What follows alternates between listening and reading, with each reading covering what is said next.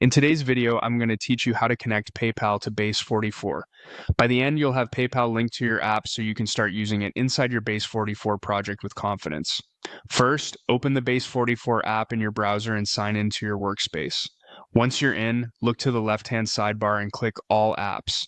This shows every app in your current workspace. If you have multiple workspaces, make sure you're in the one that owns the project you want to update. Now, find and click the app you want to connect to PayPal. This opens the app editor so you can make changes safely. Inside the editor, focus on the left side panel. You'll see a prompt or assistant area labeled, "What would you like to change?" Click that to activate it. In the message box, type "Add PayPal," then click Send. This tells the editor's assistant exactly what integration you want to set up, and it will guide you through the remaining configuration. Next, you'll see a question appear, "What would you like to do with PayPal?"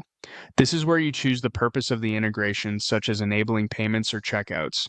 Select the option that best matches your use case. If you're not sure, pick the simplest one that aligns with accepting payments, and you can refine it later as needed.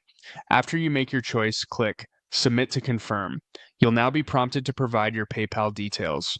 Enter the information requested by the assistant. Typically, this means using credentials from your PayPal account, like the client ID and secret that PayPal issues for your application, or the account identifier your setup requires.